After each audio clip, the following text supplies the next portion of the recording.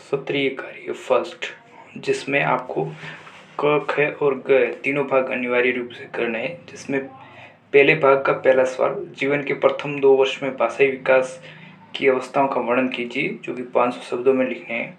इसके बाद दूसरा सवाल, जिसमें 4 वर्ष की उम्र के बच्चों में निम्नलिखित प्रत्येक के विकास को बढ़ावा देने के लिए आप जो एक खेल आयोजित करोगे उसका वर्णन कीजिए, जिसमें स्थान की अवधारणा, सूक्ष्म क्रियात्मक विकास, सामाजिक भावात्मक विकास, प्रभाव, कारण प्रभाव के संबंध को पहचाना। इस प्रकार प्रत्येक गतिविधि और उसकी कोई अपेक्षित सामग्री जैसे चित्र आदि हो तो इस विधि में उल्लेख करना है। इसके बाद तीसरा सवाल, जिसमें बच्चों में आक्रामकता के किन्हीं 3 कारणों पर चर्चा कीजिए। माता पिता के आक्रामक व्यवहार से निपटने के लिए जीविकों का उपयोग कर सकते हैं, उनका वर्णन कीजिए। माता पिता के व्यवहार की विभिन्न शैलियों का वर्णन कीजिए तथा प्रत्येक शैली बच्चे के व्यक्तित्व पर क्या प्रभाव डालती है, चर्चा कीजिए। 5वां सवाल, जिसमें निम्नलिखित में से प्रत्येक के बारे में लगभग 200 शब्दों में लिखिए। दूसरों के परिप्रेक्ष्य को देख पाना, दीर्घकालिक लक्ष्य, बच्चों के विकास में खेल की भूमिका, विकास की निर्णयात्मक अवधियाँ, नवजात शिशु की क्षमताएँ। इसके बाद छठा सवाल, जिसमें शाला पूर्व ईसीसीई केंद्र के स्थान और खेल सामग्री का मूल्यांकन करते हुए आप किन बिंदुओं को ध्यान में रखोगे। अपने उत्तर का समर्थन करते हुए एक चेकलिस्ट बताइए। बाल देखभाल केंद्र गतिविधियों में माता पिता सम्मिलित करने के लिए किन 2 तरीकों पर चर्चा कीजिए। सत्रीय कार्य फर्स्ट, जिसमें DECE फर्स्ट का भाग क, जिसमें पहला सवाल, जीवन के प्रथम 2 वर्ष में भाषाई विकास की अवस्थाओं का वर्णन कीजिए, जिनमें उत्तर इस प्रकार आपको लिखना है। जीवन के प्रथम 2 वर्षों में भाषा का विकास बहुत तेजी से और महत्वपूर्ण प्रक्रिया है, जो बच्चों में संचार कौशल की नींव रखता है। इनमें भाषाई विकास की अवस्थाएं जो जन्म से 2 वर्ष के लिए होती है, इन्हें 2 भागों में विभाजित किया जाता है। जिसमें पूर्व भाषिक अवस्था, जिसमें जन्म से 12 माह तक, रोना, जन्म से 6 सप्ताह तक, क्यूइंग, जिसमें 6 से 16 सप्ताह तक, बड़बड़ाना 4 से 9 महीने तक, कुलालिया, जिसमें 9 से 12 माह तक, जिसमें भाषिक अवस्था जो 12 से 24 माह तक होता है, जिसमें पहला शब्द 12 से 18 माह तक, एक शाब्दिक वाक्य 12 से 18 माह तक, और शाब्दिक विस्फोट 18 से 24 माह तक, और 2 शाब्दिक वाक्य 18 से 24 माह तक। जिसके बाद पूर्व भाषिक अवस्था, जिसमें आपको इस प्रकार लिखना है। इस समय बच्चा असली भाषा व शब्दों का उपयोग नहीं करता, लेकिन भाषा के लिए आवश्यक आधार तैयार करता है। इसमें बेस तैयार करता है बच्चा, जिनमें पहली अवस्था है रोना, जो जन्म से 6 सप्ताह तक होती है। रोना नवजात का पहला ध्वनि संचार होता है और वह मुख्य संवाद का तरीका होता है। इस प्रकार जब उसे भूख लगती है, दर्द होता है, थकान होती है, तब वो अपने रोने के द्वारा अपने जो होती है संवेग वो प्रदर्शित करता है। जिसकी दूसरी अवस्था, जिसमें क्यूइंग, जो 6 से 16 सप्ताह के बच्चों में होती है। बच्चा ऊ, आ, ई जैसे स्वर ध्वनियाँ उत्पन्न करने लगता है। ये आवाज़ें सामान्य तब निकलती है जब बच्चा शांत और प्रसन्न होता है। बड़बड़ाना, जो 4 से 9 महीने का बच्चा होता है। इस अवस्था में बच्चा बाबा, दादा, मामा जैसे व्यंजन स्वर संयोजन बार बार दोहराता है। बड़बड़ाना भाषा की एक और महत्वपूर्ण कदम है, क्योंकि ये बच्चा ध्वनियों का अभ्यास करने का अवसर देता है। चौथी अवस्था, जिसमें इकोलालिया 9 से 12 माह का बच्चा होता है। बच्चा बड़ों से सुनी गई आवाज़ों और सरल शब्दों की नकल करने लगता है। वह स्वर या लहजों को भी नकल करने की कोशिश करता है। इसके बाद भाषिक अवस्था, जिसमें इसमें असली भाषा का विकास शुरू हो जाता है। बच्चा अलग अलग शब्दों से छोटे छोटे वाक्य बनाने लगता है। पहला शब्द 12 से 18 माह में बच्चा अपने पहले अर्थपूर्ण शब्द बोलता है, जो अक्सर परिचित लोगों, वस्तुओं, क्रियाओं के नाम होते हैं। ये वाक्य जो बड़े होते हैं उनकी भाषा का सरलतम रूप होते हैं। अकॉस्टिक अवस्था या एक शब्द वाक्य, यह एक शब्द का उपयोग पूरा विचार या वाक्य व्यक्त करने के लिए होता है। इस समय बच्चे का जो शब्द समझ में आते हैं वह उन्हें कहीं ज़्यादा होते हैं जितने वह बोल पाते हैं, अर्थात ग्राही शब्दावली व्यक्त शब्दावली से अधिक होती है। शब्द विस्फोट, शब्दावली में तेजी से वृद्धि होती है, जिसे शब्दावली विस्फोट कहा जाता है। बच्चे रोज कई नए शब्द सीखने लगते हैं। इसके बाद दो शाब्दिक वाक्य, जिसमें बच्चा शब्दों को जोड़कर छोटे छोटे अर्थपूर्ण वाक्य बनाने लगता है। ये वाक्य टेलीग्राफिक स्पीच कहलाते हैं, जिससे मुख्य शब्द होते हैं लेकिन व्याकरणिक शब्द और क्रियाएं गायब रहती है। इसके बाद आपको निष्कर्ष लिखना है। जीवन के पहले 2 वर्ष में भाषा के विकास के लिए बेहद महत्वपूर्ण होते हैं। बच्चे साधारण रोने से शुरुआत कर क्वीन, बड़बड़ाना और नकल करते हुए अंत शब्द और छोटे वाक्य बोलने लगते हैं। एक समर्थ भाषा वातावरण में जितने अधिक संवाद, सुनना या बोलना हो, बच्चे के भविष्य के संचार कौशल को मजबूत नींव रखता है। 2 साल की उम्र तक अधिकांश बच्चे 2 शब्दीय वाक्यों को अपनी बात कहने लगते हैं और कई शब्दों का अर्थ समझने लगते हैं।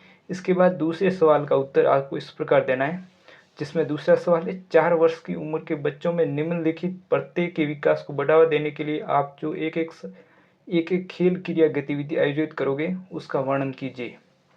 जिसके बाद क, स्थान की अवधारणा। ख, जिसमें सूक्ष्म क्रियात्मक विकास। क, सामाजिक भावात्मक विकास।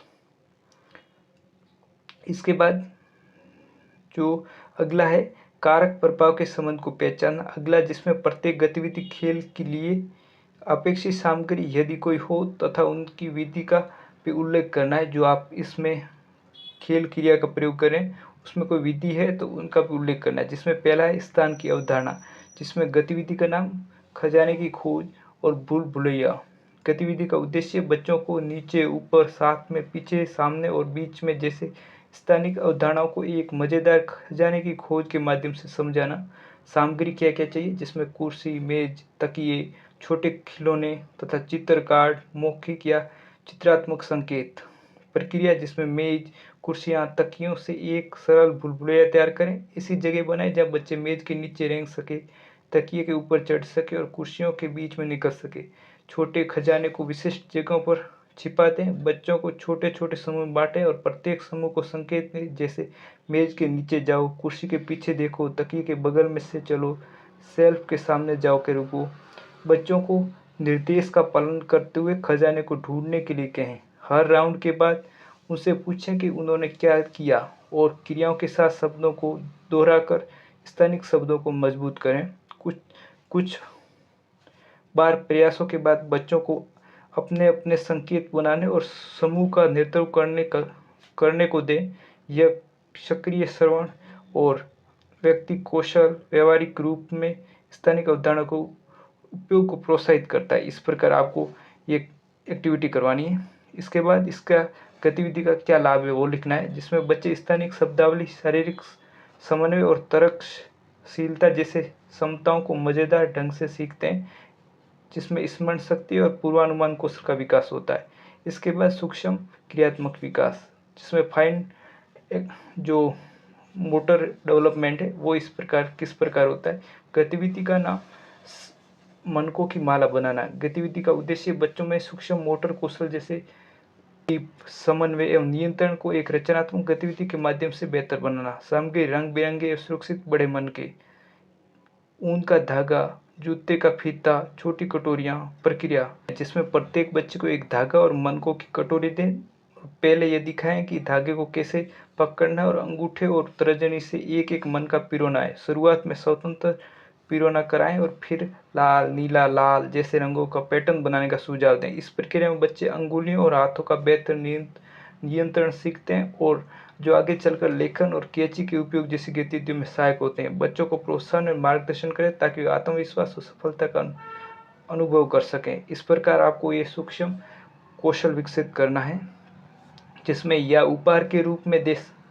इसके बाद आपको माला बन जाने के बाद बच्चों को गले में पहन सकते हैं और कलाई में बांध सकते हैं, या उपहार के रूप में दे सकते हैं, जिससे उसमें गर्व और उपलब्धि की भावना होती है। गतिविधि को आगे बढ़ाने के लिए बच्चों में उनमें मनकों की गिनती करवाएं, रंगों का वर्णन करवाएं और अपने दोस्तों से पैटर्न की तुलना करवाएं, ताकि गणित और भाषा का विकास भी हो। इस प्रकार आपको ये एक्टिविटी करवानी है, जिसमें गतिविधि का लाभ क्या क्या है। बच्चों की अंगुलियों का नियंत्रण, हाथ पैर समन्वय और दोनों हाथों के बीच सहयोग मजबूत होता है एवं रचनात्मकता और व्यक्तिगत उत्पाद बनकर बच्चे आत्मविश्वास महसूस करते हैं और एकाग्रता बढ़ती है। इस प्रकार सामाजिक भावात्मक विकास, जिसमें गतिविधि का नाम कठपुतली संवाद एवं भावनाओं का समय। गतिविधि का उद्देश्य क्या है? बच्चों में भावात्मक जागरूकता और अभिव्यक्ति को बढ़ावा देना, सहानुभूति और सामाजिक संवाद का विकास करना।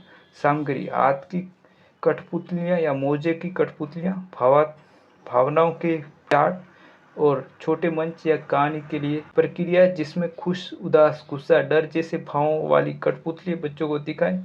एक कठपुतली दिखाकर पूछे, आज ये कठपुतली कैसा महसूस करी है। छोटे छोटे नाटकों के जरिए रोजमर्रा की भावना स्थितियों दिखाएं, जैसे किसी दोस्त के खिलौना साझा नहीं किया तो कठपुतली उदास हो गई, तेज आवाज से डर गई। हर नाटक के बाद बच्चों से पूछे कि कठपुतली को कैसा महसूस हुआ और उसे बेहतर महसूस कराने के लिए क्या किया जा सकता है।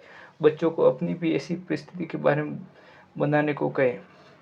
इसके बाद बच्चों की कठपुतलियों को देखकर अपनी भावनाओं को दिखाए या किसी स्थिति का अभिनय करने का अवसर दे, ताकि अपने भावनाओं को सुरक्षित माहौल में व्यक्त कर सके और भावनाओं को चार्ट, चित्रों का उपयोग करते हुए भावनाएं पहचानने में मदद करे। इस प्रकार आपको ये गतिविधि करवानी। इससे बच्चों में क्या लाभ होगा? बच्चे अपनी और दूसरों की भावनाओं को पहचानने, नाम देने और व्यक्त करना सीखेंगे। और ये गतिविधि भावनात्मक बुद्धिमत्ता, संवाद और सहानुभूति को विकसित करती है, जो स्वस्थ और सामाजिक संबंधों के लिए आवश्यक होती है। इस प्रकार कारण प्रभाव संबंध को पहचानना, जिसमें डूबना, तैरना प्रयोग। गतिविधि का उद्देश्य बच्चों को वस्तुओं के डूबने या तैरने के माध्यम से कारण और प्रभाव का सिद्धांत को समझाना, जिसमें पानी से भरी पारदर्शी बाल्टी, विभिन्न वस्तुएं जैसे चम्मच, पत्ता, पत्थर, प्लास्टिक के खिलौने, प्रिंट चित्रित करने के लिए कागज और रंग। जिसके बाद बड़े पारदर्शी टब में पानी भरकर उसे समूह के बीच रखे और प्रत्येक वस्तु को दिखाए, पूछे ये क्या लगता है, या डूबेगी या तैरेगी। हर बच्चे को एक वस्तु चुनकर अनुमान लगाने और पानी में डालने को कहें। सभी वस्तुओं का परीक्षण करने के बाद चर्चा करें। पत्ता तैरता है क्यों? वो हल्का है। पत्थर डूबता है क्योंकि वो भारी है। बच्चों को प्रयोग के परिणाम को चित्र बनाए और वस्तुओं को डूबने या तैरने के वर्गों में बांटने को कहें। मजा बढ़ाने के लिए बच्चों से कक्षा में सुरक्षित और अन्य वस्तु की जांच करने के अवसर दे सकते हैं। इस प्रकार ये गतिविधि आपको करनी है, जिससे बच्चों में क्या लाभ होगा? बच्चे समझते हैं कि किसी क्रिया का एक विशेष परिणाम होता है, जिससे उनकी अवलोकन शक्ति, पूर्वानुमान और तार्किक सोच का विकास होता है और वे विज्ञान की बुनियादी अवधारणाओं को खेल खेल में सीखते हैं। इसके बाद तीसरा सवाल, जिसमें बच्चों में आक्रामकता के किन्हीं 3 कारणों पर चर्चा कीजिए। माता पिता के आक्रामक व्यवहार से निपटने के लिए किन तरीकों का प्रयोग कर सकते हैं, इनका वर्णन कीजिए। जिसमें छोटे बच्चों में आक्रामकता एक सामान्य चिंता का विषय, जो किसी यदि अनदेखा किया जाए तो उसे सामाजिक या भावात्मक विकास पर नकारात्मक प्रभाव पड़ सकता है। आक्रामक व्यवहार मारना, काटना, चिल्लाना या विरोध करने के रूप में सामने आ सकता है। ऐसी व्यवहार के मूल कारणों को समझना माता पिता और शिक्षक के लिए आवश्यक है, ताकि वे आक्रामकता को नियंत्रण और परिवर्तित करने के लिए प्रभावी रणनीतियां बना सके। आक्रामकता के कारण क्या है? हिंसा देखना, भावात्मक आघात, उत्पीड़न। बच्चों के आक्रामक व्यवहार को संभालने के लिए माता पिता के लिए रणनीतियाँ: बच्चे से साथ अच्छा समय बिताएं, अच्छे व्यवहार को पुरस्कृत करें, खुशहाल और सकारात्मक अनुभव प्रदान करें। आक्रामकता के कारण हिंसा देखना: वे बच्चे जो अपने वातावरण जैसे पारिवारिक झगड़े में या टेलीविजन, वीडियो गेम्स आदि माध्यम से हिंसा देखते हैं, वे अक्सर इन व्यवहारों की नकल करते हैं। लगातार हिंसात्मक सामग्री देखने से बच्चे संवेदनहीन हो जाते हैं और उन्हें लगता है कि आक्रामकता संघर्ष को सुलझाने और भाव व्यक्त करने का सामान्य तरीका है। इसके बाद भावनात्मक आघात: माता पिता का अलगाव, किसी प्रियजन की मृत्यु या कोई और दुखद अनुभव बच्चों को भावनात्मक रूप से आघात कर सकता है। बच्चे अपनी भावनाओं को पूरी तरह समझ नहीं पाते और उन्हें भीतरी उथल पुथल को शारीरिक या मौखिक आक्रामकता के रूप में प्रकट करते हैं। उत्पीड़न: स्कूल, घर या ऑनलाइन किसी भी जगह बच्चों के साथ उत्पीड़न होने पर भी वह आक्रामक व्यवहार दिखा सकते हैं। ऐसे बच्चे अक्सर दूसरों के पर गुस्सा निकालते हैं या बदला लेने के लिए आक्रामक हो जाते हैं, यदि खुद को शक्तिशाली महसूस कर सके। इसके बाद बच्चों के आक्रामक व्यवहार को संभालने के लिए माता पिता क्या रणनीति अपना सकते हैं, जिसमें बच्चों के साथ अच्छा समय बिताएं। बच्चों के साथ ध्यानपूर्वक बिना किसी व्यवधान के समय बिताएं। माता पिता और बच्चों के बीच भरोसे, भावनात्मक बंधन को मजबूत करता है। किताब पढ़ना, कला और शिल्पकला करना आदि दिन भर की बातें शेयर करना, ये सब ऐसी गतिविधियां जिससे बच्चा सुरक्षित और महत्वपूर्ण महसूस करता है। अच्छे व्यवहार को पुरस्कृत करें। सकारात्मक व्यवहार को पहचान कर उनका पुरस्कार देकर बच्चों से आक्रामक व्यवहार में बदलाव लाया जा सकता है। दयालुता, धैर्य और साझा करने जैसे गुणों की प्रशंसा और पुरस्कार देकर बच्चों में ऐसे व्यवहार दोहराने के लिए प्रोत्साहित करें। खुशहाल और सकारात्मक अनुभव प्रदान करें बच्चों को। जिससे भी इसके बाद निष्कर्ष लिखना है, जिसमें बच्चों में आक्रामकता के कारणों को समझना, उनके भावात्मक प्रबंधन को बेहतर बनाने का पहला कदम। हिंसा देखना, भावात्मक आघात और उत्पीड़न जैसे कारण बच्चों में आक्रामक व्यवहार को बढ़ावा दे सकते हैं। लेकिन बच्चों के साथ अच्छा समय बिताएं, अच्छे व्यवहार को पुरस्कृत करें और सकारात्मक अनुभव को अवसर दें, तो वे बच्चे सहानुभूति, सहयोग और स्वस्थ भावात्मक अभिव्यक्ति के रूप की ओर मार्गदर्शन कर सकते हैं। अनंत सुरक्षित और सहायक वातावरण बच्चों को सामाजिक और भावात्मक रूप से फलने फूलने में मदद करता है और आक्रामकता को रचनात्मक संवाद और समस्या समाधान कौशल में बदल देता है। इसके बाद चौथा सवाल, जिसमें माता पिता के व्यवहार की विभिन्न शैलियों का वर्णन कीजिए और प्रत्येक शैली की बच्चे व्यक्तित्व पर क्या प्रभाव डालती है, चर्चा कीजिए। पालन पोषण बच्चों के व्यक्तित्व, व्यवहार और उनके भविष्य और के सामाजिक एवं भावनात्मक अनुकूलन को आकार देने में महत्वपूर्ण भूमिका निभाता है। माता पिता अपने बच्चों के साथ जिस तरह की बातचीत, अनुशासन एवं समर्थन करते हैं, उसे पालन पोषण शैली या अभिभावकीय व्यवहार कहा जाता है। मनोवैज्ञानिक डायना ने 1960 के दशक में पालन पोषण की 3 प्रमुख शैलियों की पहचान की, जिसे बाद में 4 में विस्तार किया गया, जिसमें अधिकारपूर्ण, अधिकारात्मक, उदार, अपेक्षापूर्ण। प्रत्येक शैली के बच्चों के विकास को विशिष्ट और दीर्घकालिक तरीकों से प्रभावित करती है, जो प्रारंभिक बाल्यावस्था से लेकर किशोरावस्था तथा वयस्क बन जाते हैं तब तक जारी रहती है। जिनमें पालन पोषण की प्रमुख शैलियाँ: अधिकारपूर्ण पालन पोषण शैली, अधिकारात्मक पालन पोषण शैली, उदार पालन पोषण शैली और अपेक्षापूर्ण पालन पोषण शैली। जिसमें पहला अधिकारपूर्ण पालन पोषण शैली, जिसकी विशेषताएं: अधिक उत्तरदायित्व और अधिक अपेक्षाएं। दूसरा, जिसमें उत्साहजनक, सहायक और संवादात्मक, जिसमें स्पष्ट नियम और अपेक्षाएं जिससे पीछे तर्क होता है। इसके बाद स्वतंत्रता को प्रोत्साहन लेकिन उचित मार्गदर्शन के साथ, जिसमें बच्चों के व्यक्तित्व पर क्या प्रभाव पड़ता है। ऐसे पालन पोषण वाले बच्चे आमतौर पर आत्मविश्वासी, जिम्मेदार, भावनात्मक रूप से स्थिर और सामाजिक रूप से सक्षम होते हैं, क्योंकि माता पिता नियम समझाते हैं और निर्णय लेने में बच्चों को शामिल करते हैं। इसलिए बच्चों में आलोचनात्मक सोच, आत्मनियंत्रण और दूसरों के प्रति सम्मान विकसित होता है। ये बच्चे अकादमिक रूप से भी अच्छा प्रदर्शन करते हैं और उनमें चिंता, अवसाद का स्तर कम होता है। यह शैली बच्चों के भीतर अनुशासन और स्वतंत्रता का संतुलित विकास करती है और बिना डर, अपेक्षा के परिवेश को खोजने के लिए प्रेरित करती है। इसका उदाहरण इस प्रकार है, जिसमें एक माँ अपने बच्चे को समझाती है कि स्क्रीन टाइम सीमित क्यों करें, बच्चे को शेड्यूल बनाने में शामिल करती है और उनके द्वारा पालन करने के लिए उनकी प्रशंसा करती है। इससे बच्चों को सीमाओं को समझने और जिम्मेदारी से चुनाव करने में मदद मिलती है। दूसरी पालन पोषण शैली, जिसमें अधिकारात्मक पालन पोषण शैली, जिनकी विशेषताएं: अधिक अपेक्षा लेकिन कम उत्तरदायित्व, कठोर नियंत्रण और कम भावनात्मक गर्माहट, अनुशासन और दंड पर केंद्रित, संवाद और ऑप्शन का अभाव होता है। जिसमें बच्चों के व्यक्तित्व का विकास किस प्रकार होता है। ऐसे बच्चों में अक्सर आत्मविश्वास की कमी और डर और कमजोर सामाजिक कौशल देखने को मिलता है। वे आज्ञाकारी और अनुशासित हो सकते हैं, लेकिन उन्हें निर्णय लेने और रचनात्मक की कमी हो सकती है। कुछ बच्चे विद्रोही हो सकते हैं या प्राधिकरण पर अत्यधिक निर्भर हो सकते हैं। डर के कारण उनकी भावनाएं दब जाती है, जिससे चिंता और आक्रोश पैदा होता है। उदाहरण: एक पिता बिना किसी स्पष्टीकरण के कर्फ्यू लागू करता है और उनके उल्लंघन पर बच्चों को कड़े दंड देता है। बच्चा नियम को मान लेता है, लेकिन उनकी बातें अनसुनी होती है, जिससे अंदरूनी टकराव या विद्रोह उत्पन्न हो सकता है।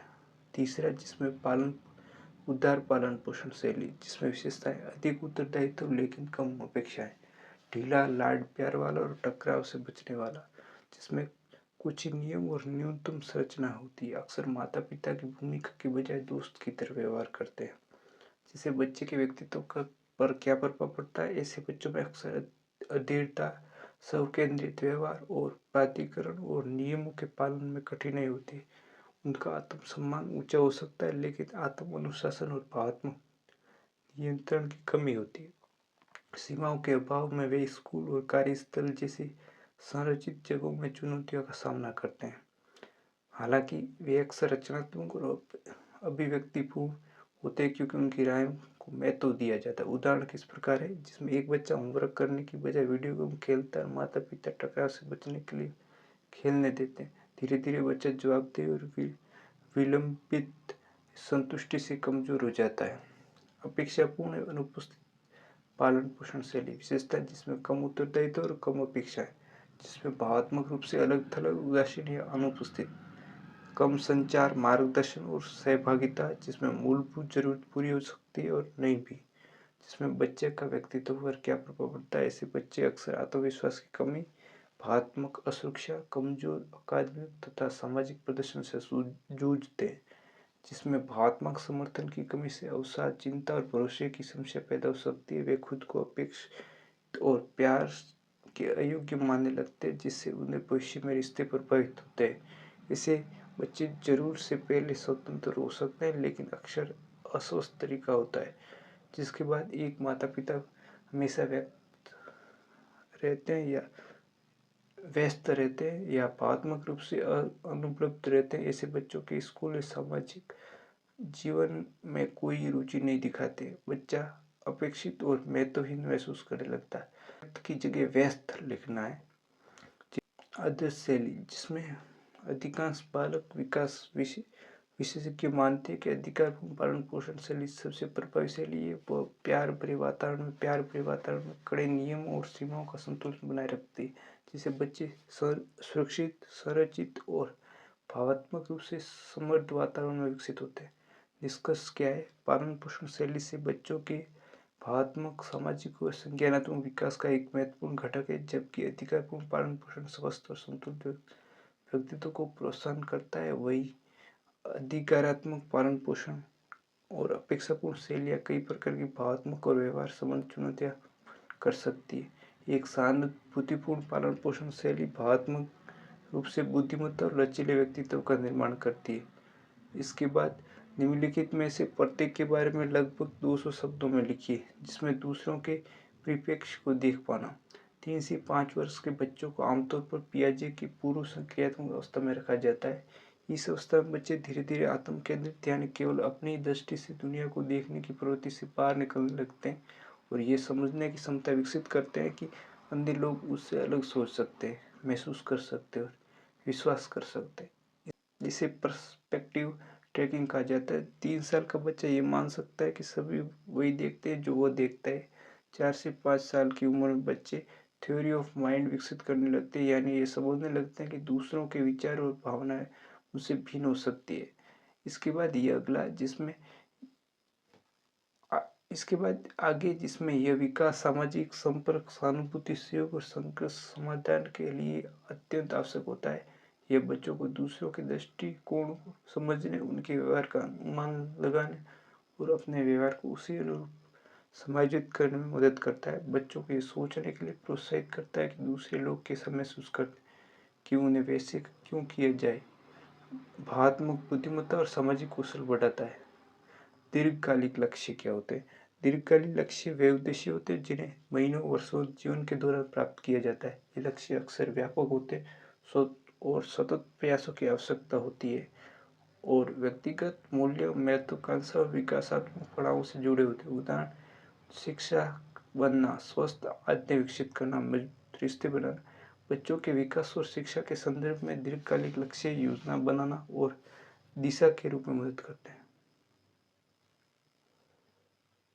दीर्घकालिक लक्ष्य आवश्यक होते हैं क्योंकि वे व्यक्ति को प्रेरित, केंद्रित और संगठित रहने में मदद करते हैं। ये उद्देश्य और दिशा की भावना देते हैं, जो विशेष रूप से कठिन परिस्थितियों में महत्वपूर्ण होते हैं।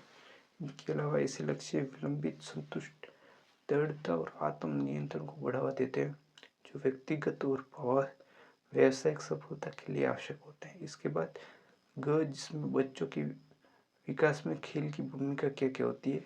खेल बच्चों के समग्र विकास के लिए अत्यंत महत्वपूर्ण है।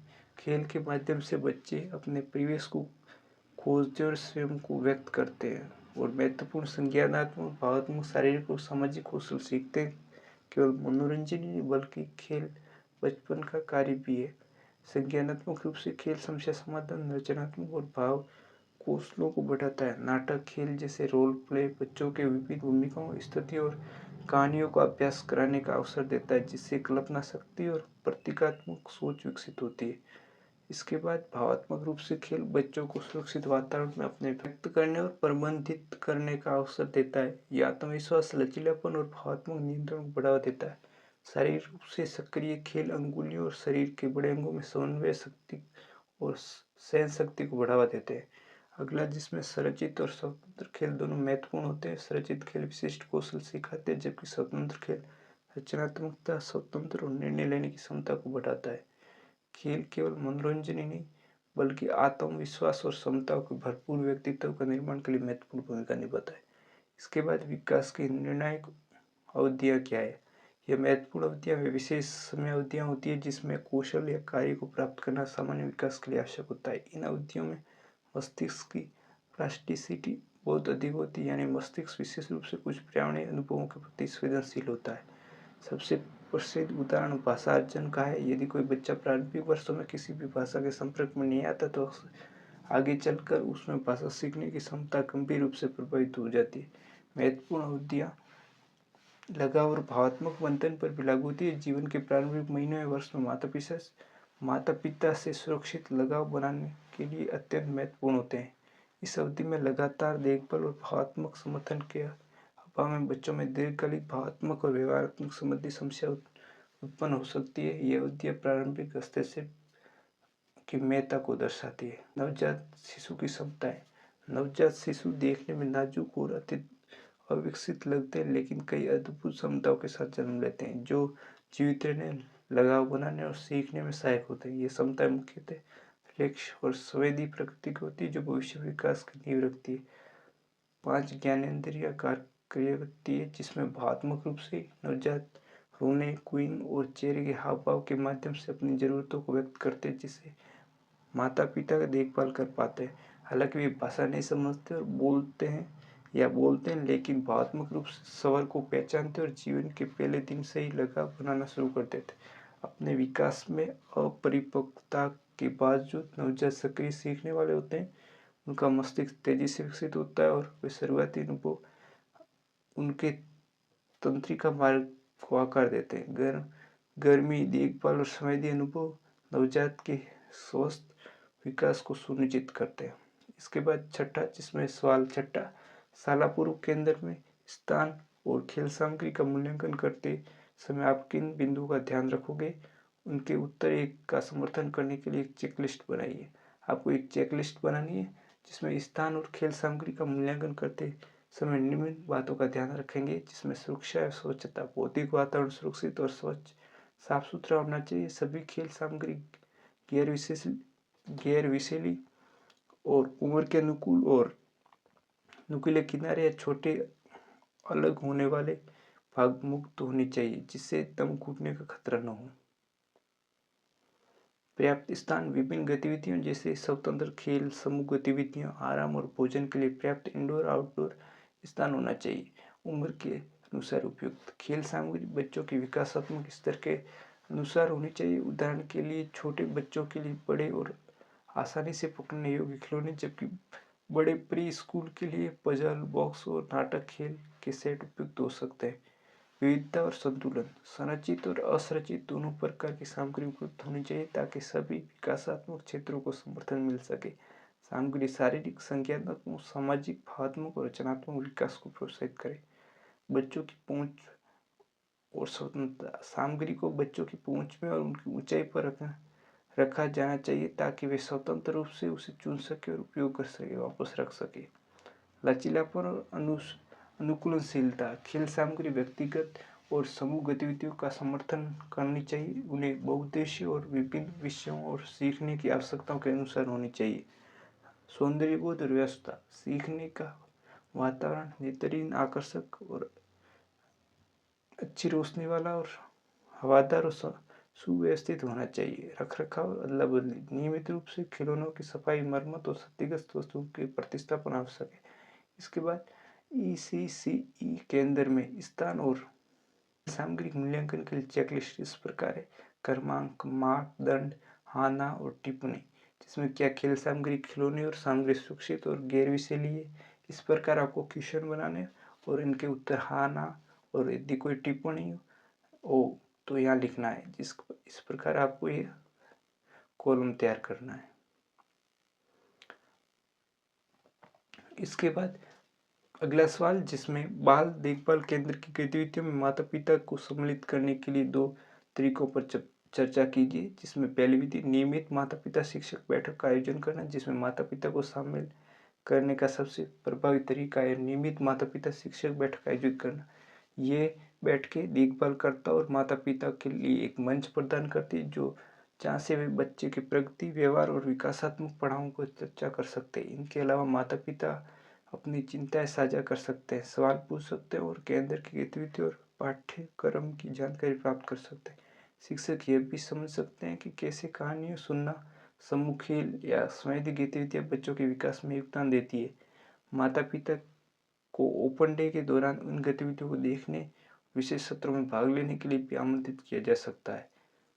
इसके बाद दूसरी विधि, जिसमें माता पिता के लिए कार्यशाला या प्रशिक्षण सत्र आयोजित करना, जिसमें माता पिता तक पहुंच का एक और प्रभावी तरीका है, जिसमें माता पिता के साथ कार्यशाला एवं प्रशिक्षण सत्र आयोजित करना। ये कार्यशाला माता पिता को व्यवहारिक कौशल और ज्ञान प्रदान करती है, जिससे घर पर अपने बच्चों को सीखने और विकास का समर्थन कर सके।